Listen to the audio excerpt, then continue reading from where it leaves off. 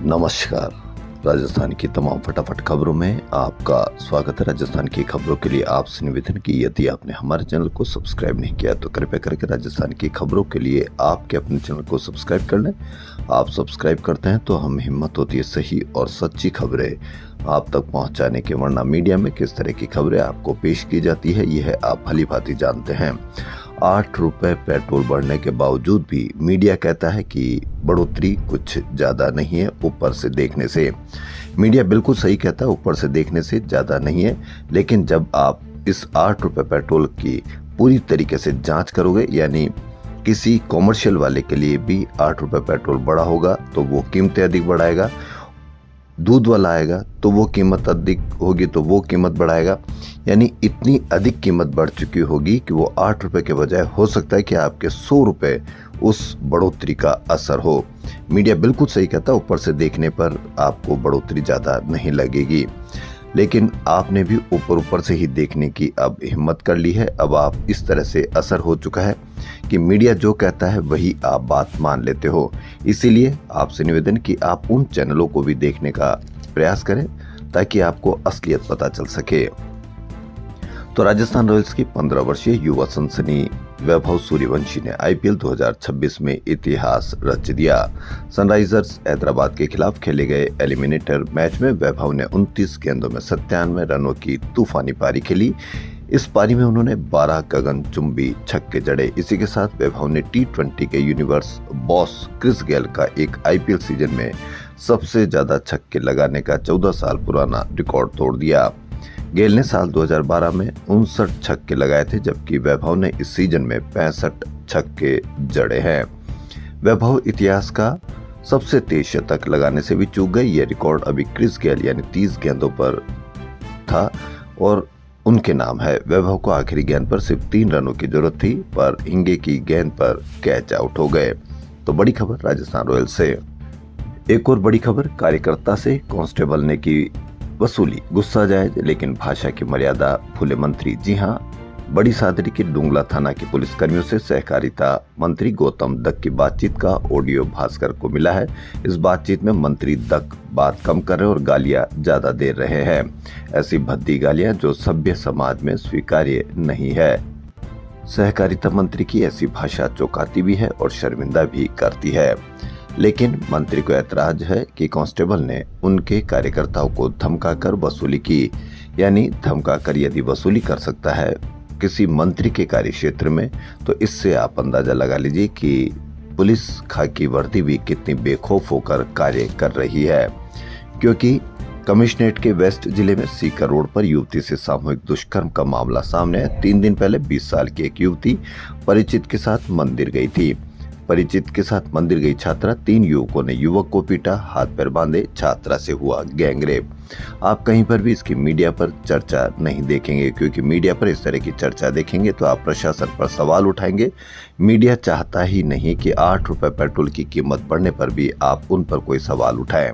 Media पूरी तरीके से बचाव में दिखता है और बचाव के कारण आपको नुकसान होता है, लेकिन आप कहीं पर भी इसकी कोई खबर नहीं देखेंगे। यानी कोई छात्रा किसी के साथ चली जाती है तो युवकों का अधिकार हो जाता है कि वह गैंग रेप कर सकें इसके हिसाब से, क्योंकि कहीं पर भी कोई खबर नहीं, कहीं पर भी कोई मीडिया चर्चा नहीं। वरना 3 युवकों को इतनी कड़ी से कड़ी सजा दी जानी चाहिए कि उनकी पीढ़ियां भी इस तरह की, या आने वाला कोई भी व्यक्ति इस तरह के कोई कारनामा करने की सोचे तो 100 बार उसकी रूह कांपे। लेकिन मीडिया पर सिर्फ मेलोडी टॉफी इतनी चॉकलेटी क्यों है, इस पर चर्चा अधिक जरूरी है। आरपीएससी ने आरएस भर्ती 2026 के 607 पदों के लिए विज्ञापन जारी कर दिया। 192 पद राज्य सेवाओं और 415 पद अधीनस्थ सेवाओं के हैं। ऑनलाइन आवेदन 4 जून से 3 जुलाई तक होंगे। प्रारंभिक परीक्षा नवंबर में होगी।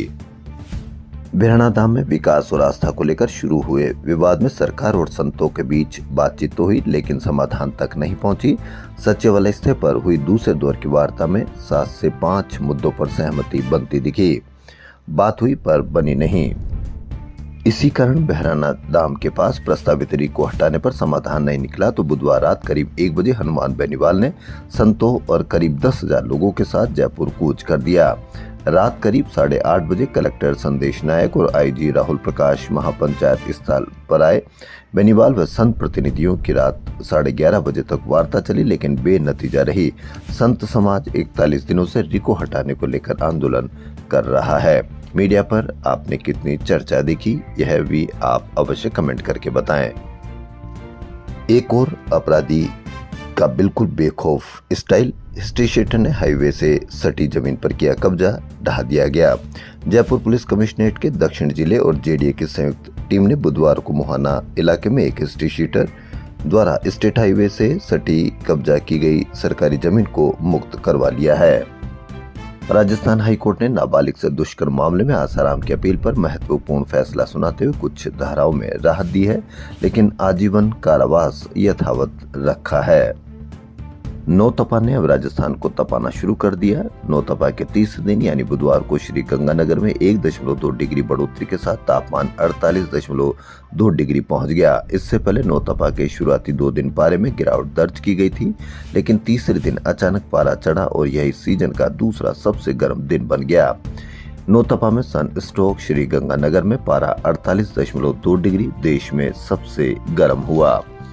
एक और भास्कर की बड़ी खबर, बच्चों की 7 करोड़ में छपी 10 लाख किताबें रद्दी, एडवांस में छपा दी, कोर्स बदल गया, वह किताबें रद्दी हो गई। शिक्षा विभाग के अफसरों की लापरवाही से बच्चों को बंटने वाली 10 लाख फ्रेश किताबें रद्द हो गई। इनमें अकेली 7वीं की 5 लाख किताबें। सत्र 2026-27 में 7वीं का कोर्स बदल गया। ये किताबें पिछले सत्र के दौरान ही एडवांस छाप दी गई थी। जर्जर स्कूल, जर्जर अस्पताल, जर्जर भवन, होती उनसे मौत हाथ से, लेकिन कितने हम तैयार हैं, कितने हम सजग हैं, इसका एक और अंदाजा देखिए, एक उदाहरण देखिए। राजस्थान यूनिवर्सिटी की सेंट्रल लाइब्रेरी में बुधवार को अचानक छत का प्लास्टर टूटकर छात्रों की बेंच पर गिर गया। घटना दोपहर 2:10 पर। गनीमत रही कि घटना के समय वहां छात्र मौजूद नहीं था, वरना बड़ा हादसा हो सकता था। घटना के बाद वहां मौजूद नाराज छात्र सीधे लाइब्रेरी डायरेक्टर के कमरे में पहुंचे और यूनिवर्सिटी प्रशासन के खिलाफ नाराजगी जताई। लाइब्रेरी की छत का जर्जर प्लास्टर सीधे छात्राओं की टेबल पर गिरा। गनीमत रही कि 15 मिनट पहले वहां छात्राएं बैठी हुई थी। आज ईद उल अजहा है। जी हां, जामा मस्जिद में सुबह 6:30 बजे नमाज हुई होगी। 3 दिन चलेगा कुर्बानी का दौर। खुदा की राह में त्याग और बलिदान के प्रतीक ईद उल अजहा का त्योहार आज मनाया जाएगा।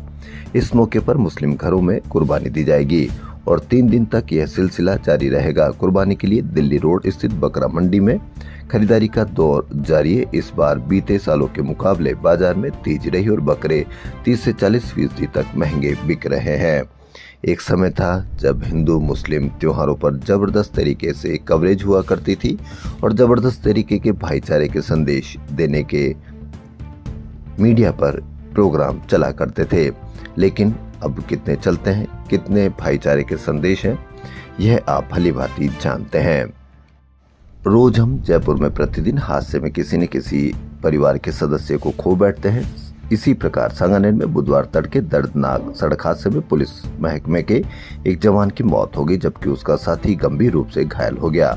हादसा उस वक्त हुआ जब दोनों पुलिसकर्मी ड्यूटी खत्म कर बाइक से लौट रहे थे। रास्ते में संतुलन बिगड़ने के कारण उनकी तेज रफ्तार बाइक सड़क किनारे लगे बिजली के पोल से जा टकराई। टक्कर इतनी भीषण थी कि एक कांस्टेबल ने अस्पताल पहुंचने से पहले ही रास्ते में दम तोड़ दिया। हादसे में कांस्टेबल लोकेंद्र की मौत हो गई। सिंपल सी बाइक, 2 व्हीलर बाइक, जबरदस्त तरीके की स्पीड, इससे आप अवश्य कमेंट करके बताएं। वहीं राजस्थान शिक्षक संघ सियाराम के संरक्षक मंडल व स्थायी समिति की बैठक प्रांतीय कार्यालय में सियाराम शर्मा की अध्यक्षता में हुई। शिक्षकों पर झूठी एफआईआर दर्ज कराने के विरोध में निंदा प्रस्ताव पारित किया गया। रामदयाल मीणा ने बताया कि 18 मई को रामगंज मंडी में रैली के बाद केस दर्ज हुए। नवीन कुमार शर्मा ने संगठनात्मक मुद्दों व आगामी रणनीति पर भी चर्चा की। राज्यपाल हरिभाऊ बागड़े ने बटन दबाकर एक साथ 25,000 से ज्यादा छात्रों की डिग्रियों को डिजी लॉकर पर अपलोड किया। मौका था बुधवार को doctor Bhimrao Ambedkar law university के दीक्षांत समारोह का, जिसमें 9 गोल्ड मेडल और 25,258 डिग्रियां बांटी गई। जयपुर सहित प्रदेश में गर्मी के बीच बढ़ती बिजली मांग और राजस्व नुकसान को रोकने के लिए जयपुर डिस्कॉम की सतर्कता शाखा ने बिजली चोरों के खिलाफ अभियान चलाया है। नेता प्रतिपक्ष टीकाराम जूली ने कहा कि कोटा में जिस प्रकार से प्रसूताओं की मौत को लेकर सामने आई रिपोर्ट को लेकर सवाल उठाए। जूली के अनुसार सबसे गंभीर बात सामने आई कि जो मेडिसिन थी, वो जो इंजेक्शन था, वो ही मानकों पर खरा नहीं उतरा। इसका मतलब यह है कि कोई चेकिंग नहीं हो रही, कोई जांच नहीं हो रही। जो अधिकारी खरीद कर रहे हैं, जिनकी जिम्मेदारी है, उनके इसके अंदर मिलीभगत है। दवा कंपनी अभी इतनी निश्चित है कि हमारा कुछ नहीं बिगड़ेगा। इससे पहले कफ सिरप का मामला सामने आया था, काफी बच्चे जो हैं कफ सिरप से मर गए थे, लेकिन जो जिम्मेदार लोग हैं वो बच जाते हैं। ये मर्डर है, सोची समझी साजिश है।